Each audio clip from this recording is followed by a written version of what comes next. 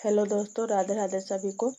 आप सभी का स्वागत है हमारे इस यूट्यूब क्लास में, जिसमें हम लोग अंकित भाटी सर की बुक दिल्ली पुलिस जीएस को पढ़ने वाले हैं, जिसमें दिल्ली पुलिस के जो भी एग्ज़ाम हुए हैं उसके सारे क्वेश्चन इसमें हैं। इसमें टोटल 6 चैप्टर है, जिसमें सबसे पहले इतिहास है, जिसको आज हम लोग इतिहास को देखने वाले हैं। तो शुरू करते हैं। इसमें सबसे पहला प्रश्न है, मनुष्य इतिहास में किस काल से खाद्य उत्पादक बना? इसका ऑप्शन है, पहला है पुरापाषाण युग, मध्यपाषाण युग, ताम्रपाषाण युग, नवपाषाण युग। मनुष्य इतिहास में किस काल से खाद्य उत्पादक या कृषि करना शुरू किया? तो इसका आंसर हो जाएगा नवपाषाण युग। नवपाषाण काल लगभग 6000 से 1000 ईसा पूर्व तक माना जाता है। मानव इतिहास में नवपाषाण काल में ही मनुष्य ने खेती शुरू की थी।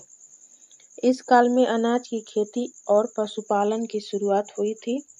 इस काल में लोगों ने खेती की जमीन पर अलग अलग फसलें उगाना शुरू किया। इस काल में लोगों ने मिट्टी के बर्तन बनाना शुरू कर दिया। नवपाषाण काल में ही लोगों ने स्थायी आश्रय बनाना भी शुरू कर दिया। नवपाषाण काल में ही लोगों, जो पहले इतिहास में जो लोग थे, उन लोगों ने कृषि करना शुरू किया और साथ ही साथ इसी नवपाषाण युग में ही स्थायी आश्रम अपने रहने के लिए लोग घर बनाना भी शुरू कर दिए। दूसरा प्रश्न है, निम्नलिखित में से किस राज्य में दैमाबाद नामक ताम्रपाषाण कालीन सांस्कृतिक स्थल स्थित है? इसके ऑप्शन है महाराष्ट्र, उत्तर प्रदेश, पंजाब, ओडिशा। तो जो दैमाबाद है वो अभी वर्तमान में कहाँ पे स्थित है? तो इसका आंसर हो जाएगा महाराष्ट्र। दैमाबाद हड़प्पा कालीन स्थल महाराष्ट्र के अहमदनगर जिले में स्थित है। यह गोदावरी नदी की सहायक नदी प्रवरा के बाएं किनारे पर स्थित एक निर्जन गांव तथा पुरातात्विक स्थल है। बीपी बोपडिगर ने इसकी खोज की थी। दैमाबाद से हड़प्पा कालीन ताम्र रथ भी मिला है। दैमाबाद से ही हमें एक तांबे का रथ भी मिला है। अगला क्वेश्चन है, निम्नलिखित में से कौन सा युग सही नहीं है? इसमें से जो यह ऑप्शन दिया है, इसमें से कौन सा ऐसा ऑप्शन है जो मेल नहीं कर रहा है? तो पहला ऑप्शन है भीमबेटका छत्तीसगढ़, हम्पी कर्नाटक, फतेहपुर सीकरी उत्तर प्रदेश, कोणार्क उड़ीसा। तो इसका आंसर हो जाएगा भीमबेटका छत्तीसगढ़। भीमबेटका छत्तीसगढ़ में नहीं है, जो कि मध्य प्रदेश में है। और जो सभी ऑप्शन है, जैसे हम्पी कर्नाटक में है, फतेहपुर सीकरी उत्तर प्रदेश में है, कोणार्क उड़ीसा में है। भीमबेटका मध्य प्रदेश के रायसेन जिले में स्थित एक पुरापाषाणिक आवासीय स्थल है। यह शैल चित्रों और शैलाश्रयों के लिए प्रसिद्ध है। अगला क्वेश्चन है, ऐतिहासिक सीढ़ीदार कुआं बावली अग्रसेन की बावली कहाँ पर स्थित है? जो ऐतिहासिक सीढ़ीदार कुआं है, जिसको बावली कहते हैं, वो अभी कहाँ पर स्थित है? इसका ऑप्शन है चेन्नई, दिल्ली, कोलकाता, चंडीगढ़। तो इसका सही आंसर हो जाएगा दिल्ली। ऐतिहासिक सीढ़ीदार कुआं अग्रसेन की बावली नई दिल्ली के कनॉट पैलेस के पास है। यह एक संरक्षित पुरातात्विक स्थल है। यह एक ऐतिहासिक कुआं है जो 60 मीटर लंबा और 15 मीटर चौड़ा है। अगला क्वेश्चन है, निम्नलिखित में से कौन सा मानव गतिविधियों एवं सभ्यता के प्राग ऐतिहासिक काल का सही कालानुक्रम है? इन ऑप्शनों में से ऐसा कौन सा काल है जो सही तरीके से दिया हुआ है? इसमें पहला ऑप्शन है पूरा पाषाण काल, मध्य पाषाण काल, नव पाषाण काल। दूसरा है धातु युग काल, मध्य पाषाण काल, पूरा पाषाण काल। तीसरा ऑप्शन है नव पाषाण काल, मध्य पाषाण काल, पूरा पाषाण काल। चौथा ऑप्शन है मध्य पाषाण काल, नव पाषाण काल और पूरा पाषाण काल, जिसका सही आंसर हो जाएगा ऑप्शन ए, पूरा पाषाण काल, मध्य पाषाण काल और नव पाषाण काल। मानव गतिविधियों एवं सभ्यता के प्रागैतिहासिक काल का सही कालानुक्रम जो है वो है पूरा पाषाण काल, इसके बाद मध्य पाषाण काल और उसके बाद नव पाषाण काल। प्रागैतिहासिक काल को पाषाण काल के नाम से भी जाना जाता है। जो प्रागैतिहासिक काल है उसको हम लोग पाषाण काल भी बोलते हैं। अगला क्वेश्चन है हड़प्पा सभ्यता के दौरान किसकी मूर्तियों के बनाने के लिए लॉस्ट वैक्स कास्टिंग तकनीक का उपयोग किया गया था? जो हड़प्पा सभ्यता के दौरान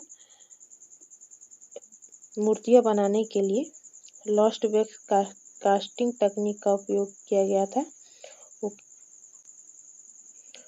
पहला ऑप्शन है लकड़ी और दूसरा संगमरमर, तीसरा कांस्य, चौथा पत्थर। तो इसका सही आंसर हो जाएगा कांस्य। हड़प्पा सभ्यता में कांसे की मूर्तियां बनाने के लिए लॉस्ट वैक्स तकनीक का इस्तेमाल किया गया था। अगला क्वेश्चन है सुरकोटदा पुरातात्विक स्थल किस राज्य में स्थित है? जो सुरकोटदा पुरातात्विक स्थल है वो अभी वर्तमान में किस राज्य में स्थित है? तो पहला ऑप्शन है कर्नाटक, गुजरात, हरियाणा, राजस्थान। तो इसका सही आंसर हो जाएगा गुजरात। जो सुरकोटदा है वो अभी वर्तमान समय में गुजरात में स्थित है।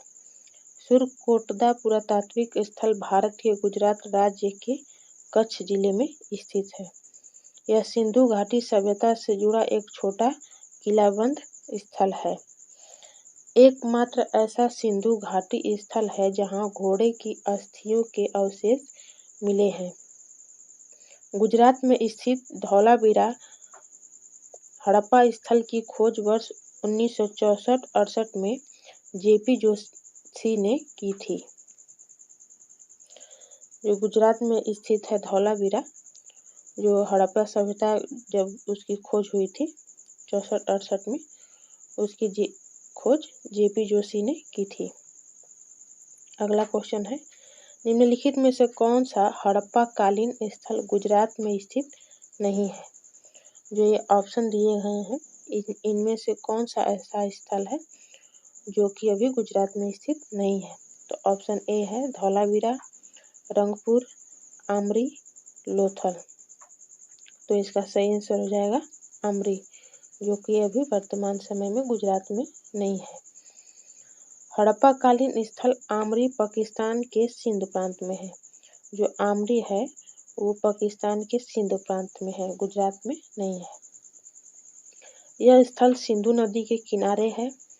आमरी से हड़प्पा पूर्व सभ्यता और परवर्ती हड़प्पा संस्कृति के बीच के संक्रमण युग से जुड़े साक्ष्य प्राप्त हुए हैं। कुछ महत्वपूर्ण हड़प्पी स्थल एवं उनकी अवस्थिति। जो हड़प्पा के स्थल हैं वो अभी वर्तमान में कहाँ पे है, इसमें ये बताया गया है। जो मांडा है अभी वर्तमान में जम्मू कश्मीर में है। दैमाबाद महाराष्ट्र, कालीबंगा राजस्थान में है। राखीगढ़ी हरियाणा में है। हुलास उत्तर प्रदेश के सहारनपुर में है। आलमगीरपुर जो उत्तर प्रदेश के मेरठ में है। अगला क्वेश्चन है हड़प्पा स्थल कालीबंगा किस वर्तमान भारतीय राज्य में स्थित है? जो हड़प्पा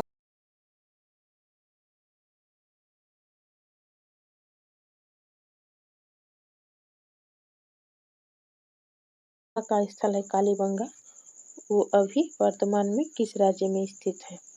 तो ऑप्शन है राजस्थान, बिहार, मध्य प्रदेश और गुजरात। तो इसका सही आंसर हो जाएगा राजस्थान। कालीबंगा हड़प्पा स्थल राजस्थान के हनुमानगढ़ जिले में है। जो हड़प्पा का स्थल कालीबंगा है वो वर्तमान में राजस्थान के हनुमानगढ़ जिले में है। सर्वप्रथम अमलानंद घोष ने इसकी खोज की थी।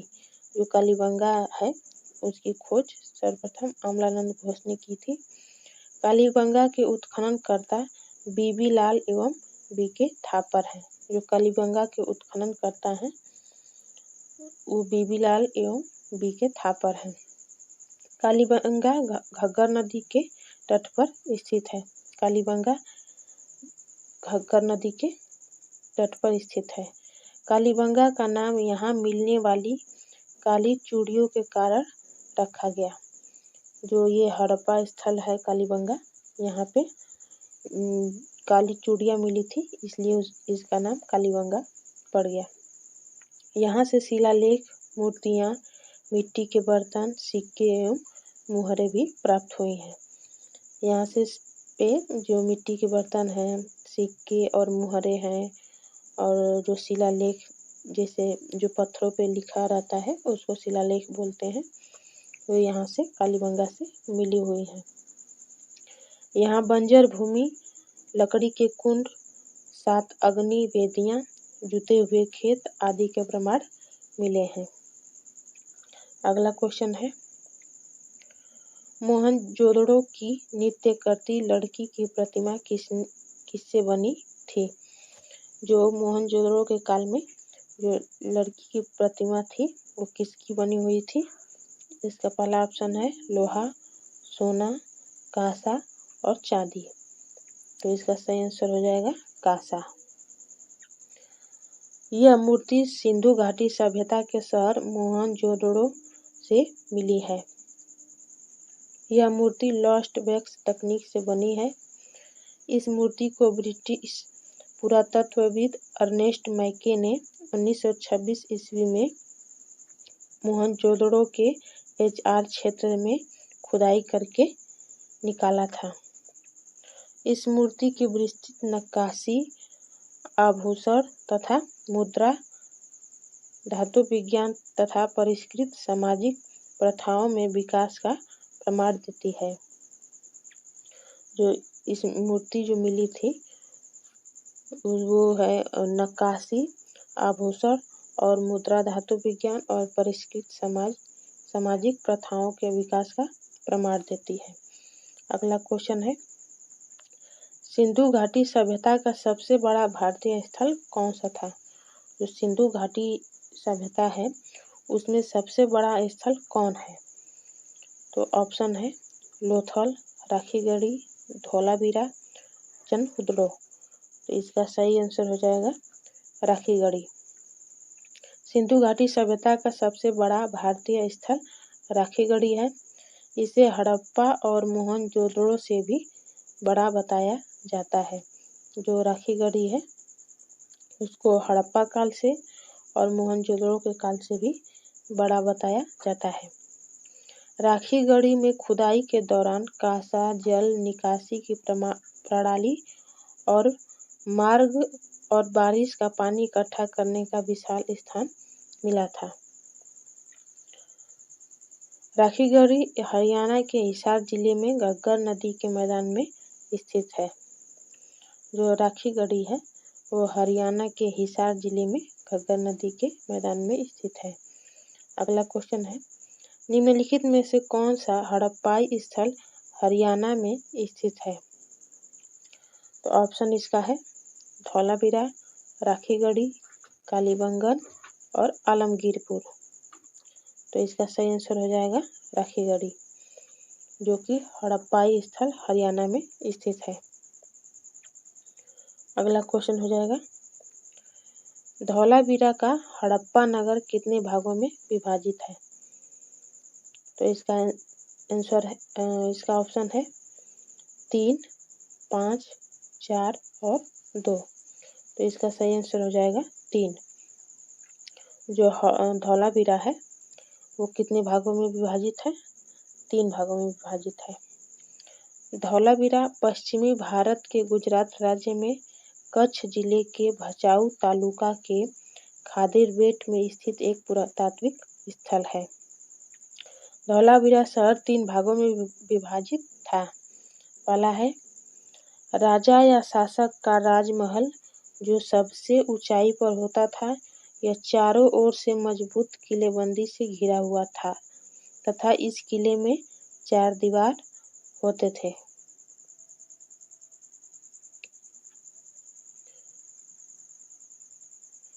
दूसरा, अन्य अधिकारियों का निवास स्थान, जिसमें एक सुरक्षात्मक दीवार भी होती थी, जिसमें 2 से 5 कमरे होते थे। तीसरा है आम शहर वासियों के ईंट से बने घर होते थे। अगला क्वेश्चन है, निम्नलिखित में से किस हड़प्पा संरचना में पानी के रिसाव को रोकने के लिए डामर की पतली परत लगी थी? तो इसका ऑप्शन हो जाएगा जल निकास, सड़कें, अन्न भंडार या बृहत स्नानागार। तो इसका सही आंसर हो जाएगा बृहत स्नानागार। जो मोहनजोदड़ो के काल में जो बहुत बड़ा विशाल स्नानागार जो मिला था, वो सिंधु घाटी सभ्यता के सबसे प्रसिद्ध स्मारकों में से एक है। इसमें पानी के रिसाव को रोकने के लिए डामर की पतली परत लगी थी। इसमें पानी का रिसाव न हो, इसको रोकने के लिए डामर का इस्तेमाल किया गया था। अगला क्वेश्चन है, हड़प्पा सभ्यता की मुहरों पर निम्नलिखित में से कौन सा पशु अक्सर देखा जाता है? तो इसका ऑप्शन है बैल, शेर, लोमड़ी, हिरन। तो इसका सही आंसर हो जाएगा बैल। जो हड़प्पा सभ्यता में जो मुहरें मिली थी, उसमें कौन सा पशु है जिसपे उसका चित्र देखा गया था? तो वह है बैल। हड़प्पा सभ्यता की मुहरों पर बैल के अतिरिक्त बाघ, गैंडा, हाथी, बकरी, हिरन तथा भेड़ आदि पशुओं के भी चित्र देखे जाते थे। हड़प्पा सभ्यता की मुहरों का आकार त्रिभुजाकार, आयताकार, वृत्ताकार तथा वर्गाकार थी। अगला क्वेश्चन है, सिंधु घाटी सभ्यता का सबसे पहला खोजा गया स्थल कौन सा था? तो इसमें ऑप्शन है लोथल, कालीबंगन, मोहनजोदड़ो और हड़प्पा। जिसका सही आंसर हो जाएगा हड़प्पा।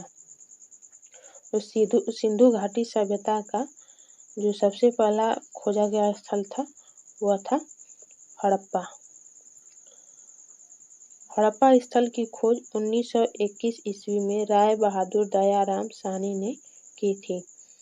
हड़प्पा स्थल रावी नदी के तट पर स्थित है। जो हड़प्पा स्थल है वह रावी नदी के तट पर स्थित है। मोहनजोदड़ो, इसका शाब्दिक अर्थ है मृतकों का टीला। मृतकों का टीला जो है, जिसको एक शब्द में हम लोग दूसरे शब्द में मोहनजोदड़ो भी कहते हैं। जो मोहनजोदड़ो है उसको मृतकों का टीला भी कहते हैं। मोहनजोदड़ो स्थल की खोज 1922 ईस्वी में राखालदास बनर्जी ने की थी। जो मोहनजोदड़ो स्थल है इसकी खोज 1922 ईस्वी में राखालदास बनर्जी ने की थी। और जो हड़प्पा स्थल है इसकी खोज 1921 ईस्वी में राय बहादुर दयाराम साहनी ने की थी। मोहनजोदड़ो स्थल सिंधु नदी के तट पर स्थित है। लोथल स्थल की खोज 1954 ईस्वी में डॉक्टर A.R. राव ने की थी। लोथल सिंधु घाटी सभ्यता का महत्वपूर्ण बंदरगाह था। जो सिंधु घाटी सभ्यता थी उसका सबसे महत्वपूर्ण बंदरगाह था वो था लोथल। लोथल स्थल भगवा नदी के तट पर स्थित है, जो कि गुजरात में है। अगला क्वेश्चन हो जाएगा, सिंधु सभ्यता के इनमें से किस स्थल से जलाशयों के साक्ष्य मिले हैं?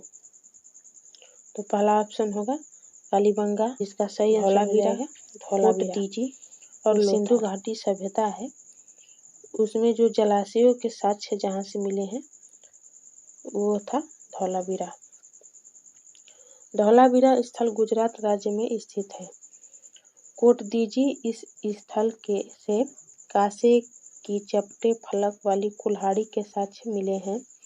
जो कोटदीजी है, इस स्थल से जो कांसे की चपटी फलक वाली कुल्हाड़ी के साक्ष्य मिले हैं। जो कोटदीजी स्थल है वो पाकिस्तान देश के सिंध राज्य में स्थित है। लोथल, इस स्थल से 3 युगल समाधियों के साक्ष्य मिले हैं। यह स्थल गुजरात राज्य में स्थित है।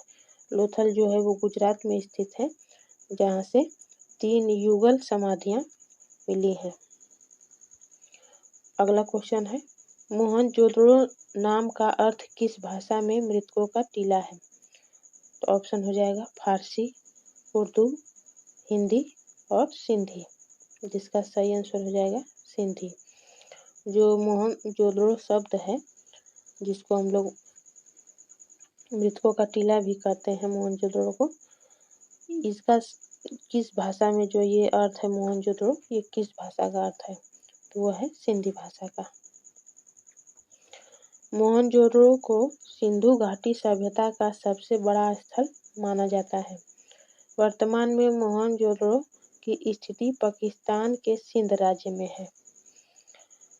यहाँ से विशाल स्नानागार के अवशेष मिले हैं। मोहनजोदड़ो सिंधु नदी के तट पर स्थित है। अगला क्वेश्चन हो जाएगा, लोथल नामक प्राचीन हड़प्पा शहर किस राज्य में स्थित है? तो ऑप्शन है उत्तर प्रदेश, पंजाब, गुजरात, राजस्थान, इसका सही आंसर हो जाएगा गुजरात। लोथल जो है, जो प्राचीन हड़प्पा शहर है, वो अभी वर्तमान में किस राज्य में है? लोथल गुजरात में है। हड़प्पा प्राचीन शहर लोथल भारत के गुजरात राज्य में स्थित है। लोथल को हड़प्पा सभ्यता का डॉकयार्ड यानी कि जहाजों की गोदी भी कहा जाता है। लोथल को हम लोग, जो हड़प्पा सभ्यता का काल का जो है लोथल, उसको डॉकयार्ड यानी कि जहाजों की गोदी भी कहते हैं। अगला क्वेश्चन हो जाएगा, हड़प्पा वासियों द्वारा निम्नलिखित में से किस भवन निर्माण सामग्री का उपयोग किया गया था? तो पहला ऑप्शन होगा इसमें चिकनी मिट्टी, लाल बलुआ पत्थर, तप्त मिट्टी की ईंटें, धूप में सुखाई ईंटें। तो इसका सही आंसर हो जाएगा तप्त मिट्टी की ईंटें। जो हड़प्पा वासी थे वो अपना घर बनाने के लिए कौन सी सामग्री का उपयोग करते थे? तो वह था तप्त मिट्टी की ईंटें।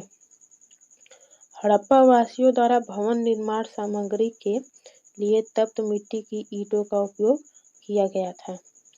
हड़प्पा सिंधु घाटी सभ्यता का एक शहर है। वर्तमान में हड़प्पा शहर पाकिस्तान देश के पंजाब राज्य में स्थित है। जो हड़प्पा शहर है वो वर्तमान में पाकिस्तान देश के पंजाब राज्य में स्थित है। एक पंजाब अपने इंडिया में भी है और एक पंजाब पाकिस्तान में भी है। अगला क्वेश्चन हो जाएगा, उत्तर वैदिक काल में निम्नलिखित में से किस पशु का स्थान समाज में सबसे प्रतिष्ठित था? जो उत्तर वैदिक काल है उसमें कौन सा ऐसा पशु है जिसका स्थान जो सबसे प्रतिष्ठित माना जाता था? तो ऑप्शन है वृषभ, वृषभ में बैल, गाय, अश्व, अश्व मीन्स घोड़ा, और हाथी। तो सही आंसर हो जाएगा गाय। गाय जो है वो उत्तर वैदिक काल में सबसे प्रतिष्ठित पशु मानी जाती थी। प्रारंभिक उत्तर वैदिक काल के दौरान गाय को सबसे मूल्यवान संपत्ति माना जाता था। पशुपालन उनका प्रमुख व्यवसाय था। उस समय का समाज पितृसत्तात्मक था। ऋग वैदिक काल में गाय को गोधन या गाय का धन कहा जाता था। जो उत्तर वैदिक काल है, इस काल में गाय को सबसे मूल्यवान संपत्ति माना जाता था। और जो उत्तर वैदिक काल है वो पितृ सत्तात्मक था। और ऋग वैदिक काल में गाय को गोधन या गाय का धन कहा जाता था।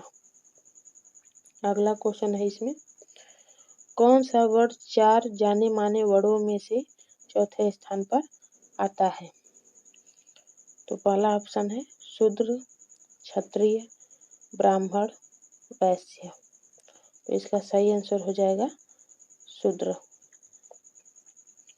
जो 4 वर्ण हैं, जो ब्राह्मण, क्षत्रिय, वैश्य, शूद्र, इसमें सबसे चौथा स्थान पर कौन आता है? वो है शूद्र। सबसे पहला है ब्राह्मण, जो वेदों का अध्ययन करता है और यज्ञ करता है। यज्ञ वगैरह करने का जो अनुष्ठान है करता है वो उसको ब्राह्मण बोलते हैं। और जो क्षत्रिय है वो इसका काम होता है युद्ध करना, लोगों की रक्षा करना। और जो वैश्य है इनका काम है खेती बाड़ी करना, व्यापार करना, मवेशियों की देखभाल करना। और जो शूद्र है उनका काम है अन्य तीनों वर्णों की सेवा करना।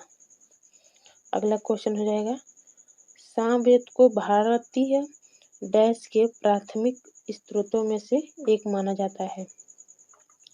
इसका ऑप्शन हो जाएगा कपड़ा, अभिकल्प, सिक्का निर्माण, औषधि, संगीत और कला। जो इसका सही आंसर हो जाएगा संगीत और कला। जो सामवेद है उसको कौन से प्राथमिक स्रोत माना जाता है? तो संगीत और कला के जो प्राथमिक स्रोत हैं वो सामवेद में ही मिलते हैं। भारतीय परंपरा में कुल 4 वेद हैं, ऋग्वेद, यजुर्वेद, सामवेद और अथर्ववेद।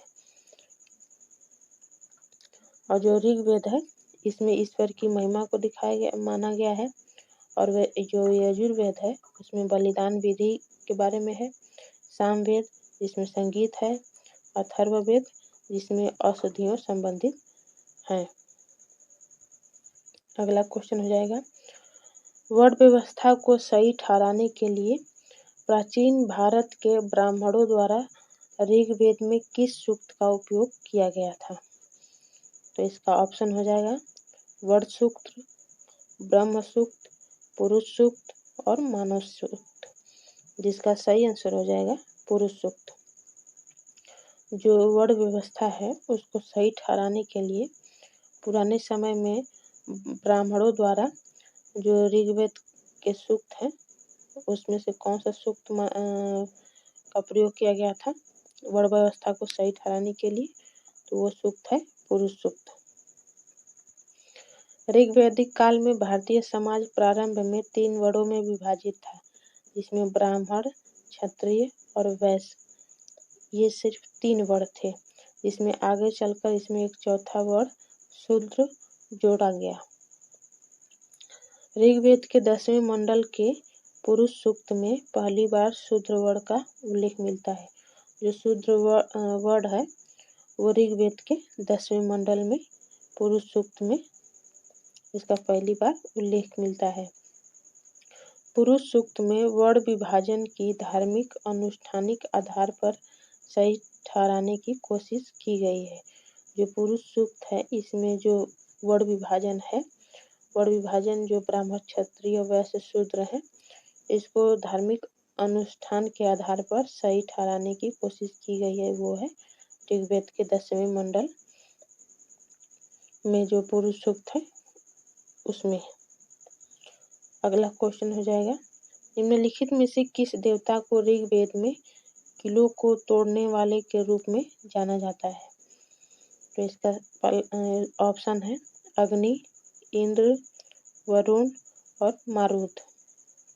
तो इसका सही आंसर हो जाएगा इंद्र। इंद्र देव को जो कि ऋग्वेद काल में किलों को तोड़ने वाले के रूप में जाना जाता है। इंद्रदेव को ऋग्वेद में किले को तोड़ने वाले देवता के माना गया है। और इंद्रदेव को ही पुरंदर के नाम से भी जाना जाता है। इसके अलावा इन्हें देवताओं का राजा और स्वर्ग का स्वामी भी कहा जाता है। जो इंद्रदेव हैं उनको देवताओं का राजा और स्वर्ग का स्वामी कहा गया है। अगला क्वेश्चन हो जाएगा, निम्नलिखित वेदों में से किसे ब्रह्म वेद के नाम से भी जाना जाता है? तो ऑप्शन है ऋग्वेद, यजुर्वेद, सामवेद और अथर्ववेद। तो इसका सही आंसर हो जाएगा अथर्ववेद। अथर्ववेद जो है उसको सभी वेदों अथर्ववेद जो है उसको वेद में उसको ब्रह्मवेद कहा जाता है। जो सभी वेद हैं अथर्ववेद को ब्रह्मवेद कहा जाता है। वेद प्राचीन भारत के धर्म ग्रंथ हैं। इनकी संख्या 4 है। ऋग्वेद, यजुर्वेद, सामवेद और अथर्ववेद। और इन चारों वेदों में सबसे नवीन वेद है वो है अथर्ववेद। जो सबसे नया वेद है वो है अथर्ववेद। ऋग्वेद जो है ये सबसे प्राचीन वेद है। ऋग्वेद सबसे पुराना वेद है। इसमें 10 मंडल, 1028 सूक्त और लगभग 10,580 ऋचाएँ हैं। यजुर्वेद जो है यजुर्वेद के 2 भाग हैं। एक है शुक्ल यजुर्वेद और दूसरा है कृष्ण यजुर्वेद।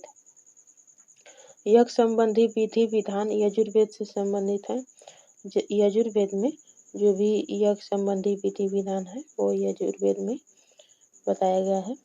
और जो सामवेद है यह चारों वेदों में आकार की दृष्टि में सबसे छोटा है। जो सामवेद है जो हमारे 4 वेद हैं इस चारों वेदों में सबसे छोटा है वो है सामवेद। सामवेद का संबंध संगीत से है। अगला क्वेश्चन है, निम्नलिखित यज्ञ में से कौन सा घोड़े के बलिदान से संबंधित है? तो ऑप्शन है वाजपेय यज्ञ, अग्निष्टोम यज्ञ, अश्वमेध यज्ञ और राजसूय यज्ञ। तो इसका सही आंसर हो जाएगा अश्वमेध यज्ञ। जो अश्वमेध यज्ञ है यह घोड़े के बलिदान से संबंधित है। अश्वमेध यज्ञ घोड़े के बलिदान से संबंधित है। अश्वमेध यज्ञ का प्राचीन काल के वैदिक यज्ञों में प्रमुख स्थान है। अश्वमेध शब्दों में अश्व शब्द का अर्थ घोड़ा तथा मेघ शब्द का अर्थ बलि है। जो अश्व शब्द का अर्थ है वो घोड़ा है और जो मेघ शब्द का अर्थ है वो है बलि। अगला क्वेश्चन हो जाएगा, भारत में वैदिक काल की अवधि कब तक चली? तो इसका ऑप्शन है 1500 से 600 ईसा पूर्व, 336 से 336 ईसा पूर्व, 323 ईसा पूर्व, 3000 से 2600 ईसा पूर्व, 550 से 323 ईसा पूर्व। तो इसका सही आंसर हो जाएगा 1500 से 600 ईसा पूर्व तक जो समय है वह वैदिक काल का समय है। भारत में वैदिक काल की अवधि वर्ष 1500 ईसा पूर्व से 600 ईसा पूर्व तक मानी जाती है। वैदिक काल को वैदिक युग भी कहा जाता है। भारत में वैदिक काल की शुरुआत सिंधु घाटी सभ्यता के बाद हुई थी। जो वैदिक काल की शुरुआत हुई है, जो सिंधु घाटी सभ्यता खत्म हो गया उसके बाद वैदिक काल की शुरुआत हुई है। वैदिक काल को 2 भागों में बांटा जाता है, एक पूर्व वैदिक काल और एक उत्तर वैदिक काल। जो पूर्व वैदिक काल है उसका जो अवधि है 1500 से 1000 वर्ष ईसा पूर्व है और जो उत्तर वैदिक काल है इसका 1000 से 600 ईसा पूर्व जो इसकी अवधि है वो है। अगला क्वेश्चन हो जाएगा, शुरुआत में मगध महाजनपद की राजधानी निम्नलिखित में से कौन थी? तो इसका ऑप्शन है पाटलिपुत्र, राजगृह, विक्रमशिला, वैशाली। तो इसका सही आंसर हो जाएगा राजगृह। जो मगध महाजनपद है जो शुरुआत में इसकी राजधानी कहाँ थी वो थी राजगृह में। मगध महाजनपद की प्रारंभिक राजधानी राजगृह में राजगीर थी। यह आधुनिक बिहार के राजगीर में है।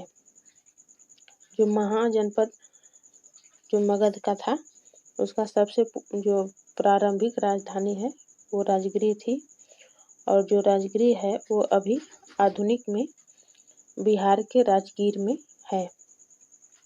मगध के राजा बिंबिसार ने राजगीर का निर्माण कराया था, इसे अपनी राजधानी बनाया था। जो मगध के राजा बिंबिसार थे, उन्होंने ही राजगीर का निर्माण कराया था और इसे अपनी राजधानी भी वही बनाए थे, बिंबिसार। मगध के बाद के राजा अजातशत्रु ने भी राजगीर को ही अपनी राजधानी बनाया था। जो मगध काल के बाद जो राजा बने थे अजातशत्रु, उन्होंने भी अपनी राजधानी राजगीर को ही बनाया था। मगध की एक और राजधानी पाटलिपुत्र थी, जिसे अब पटना के नाम से भी जाना जाता था। मगध की एक और राजधानी थी जिसका नाम पाटलिपुत्र था, जिसको अभी वर्तमान में हम लोग पटना के नाम से जानते हैं। और ये हमारा लास्ट क्वेश्चन है, महाजनपद युग के दौरान उज्जैन की राजधानी क्या थी? इसका ऑप्शन है कोसल, अवंती, पांचाल और मगध, जिसका सही आंसर हो जाएगा अवंती। अवंती जो है महाजनपद युग के दौरान, जो महाजनपद युग काल था, उसमें उज्जैन की राजधानी थी, वो थी अवंती। अवंती प्राचीन भारत का एक महाजनपद था, जो वर्तमान में मालवा क्षेत्र में आता है।